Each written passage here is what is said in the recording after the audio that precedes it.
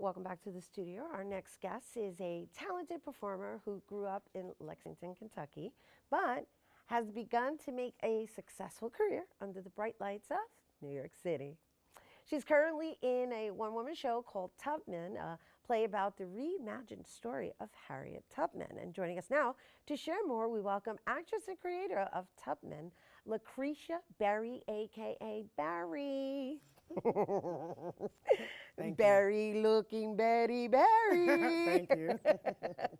Thank you very much. Well, lovely to have you here in the BX, right? Yes, BX, Boogie Down. Right, Boogie Down is your new home, right? Yes, new home. New home. How long have you been in the new home? Well, I teach in the Bronx and Uptown for the past 14 years, so I consider it my home because all my babies and all my students are from the Bronx.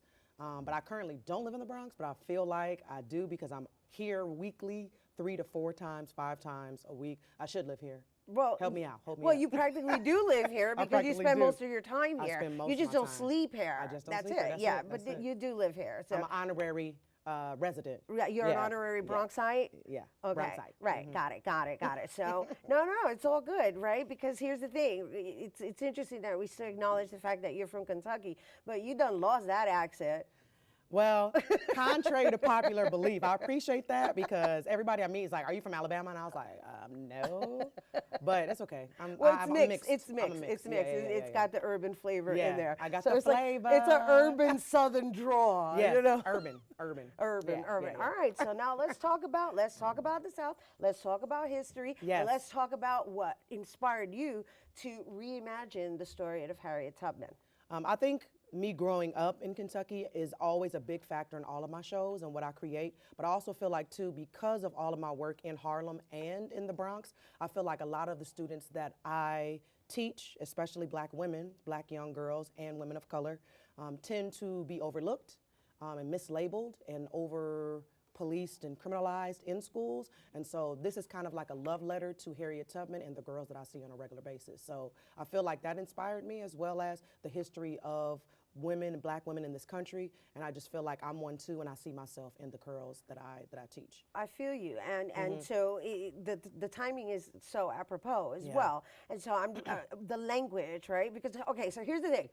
I haven't seen it, right? I didn't get a snippet of it, no script, no nothing, so I start reimagining, right? Okay. And so my reimagining is like, okay, so now we're going to use the metaphor of like tunnels and portholes into coming back into this time, and yet seeing history repeat itself. So I think for me, I stuck on her idea of dreaming because I feel like Tubman was a very futuristic woman. She thought of freedom and saving people that she was close to, and I felt like I really wrote that into the script where she focused on dreaming and saying what's beyond this wall, what's beyond Maryland, what's beyond this country, what's beyond the family that's right in front of me. And so for me, I felt like, well, there are a lot of girls who might be Tubman on the inside, but people don't see that because they might be a bit rebellious or stubborn, or they're questioning why they're put in these positions in the first place. They're using their critical thinking like Tubman would. And you know, I looked up things at Tubman, and she had epileptic seizures and blackouts and dizzy spells. And so girls in 2013, she was suspended for sleeping in class. You know, there was a book thrown at her head because she had sleep apnea and asthma and diabetes, and she was thrown out of class. So to me, I feel like Tubman would be right there in the midst of it all, and maybe we wouldn't see her in the same light as we did in 1849. Interesting. You know? What an interesting assimilation. Yeah. I feel you, right? Because now it played on the young lady's psyche, right? That she has a health issue that she may not have even known about until after the fact. And then the health issue is not even something that what came with her at birth. It happened because a slave owner thought she was lying, so he threw a weight at her head, and from there. Oh, we went back to Tubman. Yeah, no, we were I was talking about the but young even the lady. girl. Okay. Okay. So the girl. So I feel like she was, you know, she had been under abuse because she's in a foster care home, and so I'm sure she had associations. I'm sure she had associations with violence in her life, and just having to deal with the repercussions of that. So yeah. I like that. So, there's a parallel to like society now. That's hot. For sure. And you're doing every single character. How many characters are there? So there's 7 characters. There's the reimagined Harriet Tubman, AKA Araminta, and then there's me as her teacher, and then there's like 4 or 5 other teachers that have to deal with Araminta on a regular basis and their thoughts about her and what they did to, because she's facing expulsion right now. And because she's facing expulsion, Miss Berry or me wanted to get to the bottom of it. And even though Miss Berry is not the best teacher in the entire school, she does feel like there's a connection she has with Araminta or Minty, and she wants to get to the bottom of why this girl is not succeeding the way she should be. Araminta. Yeah. I like.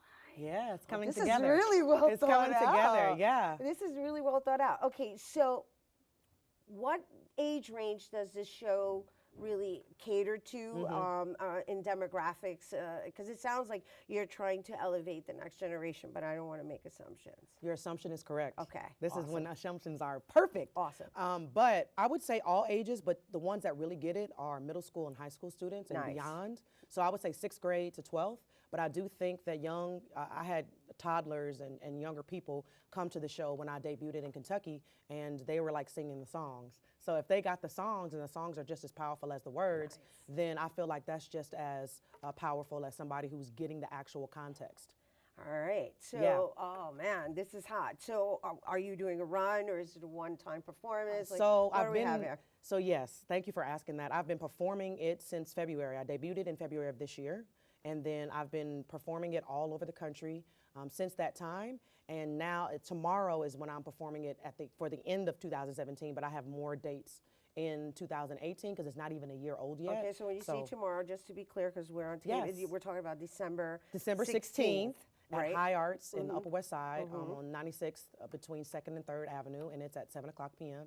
And we also have school shows on the 18th and the 20th as well. Okay, so when you say school shows, like, do schools do they seek you out and book you? Like, how does that work? Because it sounds like, for me, you know, and in case anybody's watching, it sounds like something that would really assist in history.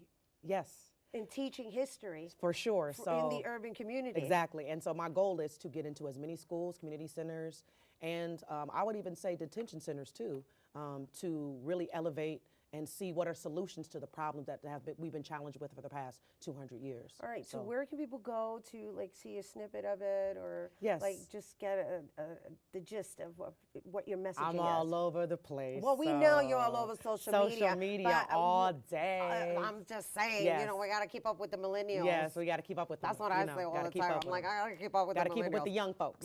But I'm on YouTube. You can follow me on YouTube at Lacresha Berry, and you can see snippets there. And also, I'm on Instagram at Berry & Co. and also Harriet Tubman.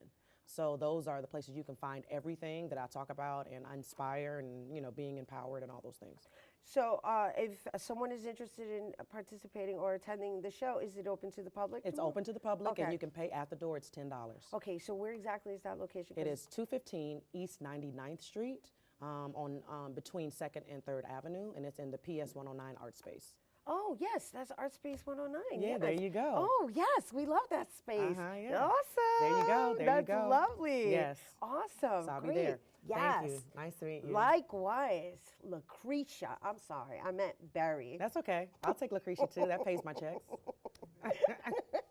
You guys, once again, for more information on Tubman and Berry or Lacresha, you know, depending on the day, you can search her out on Instagram at Air Tubman. It's Air Tubman, right? And for more on Lacresha, you can also go to her Instagram, Berry & Co.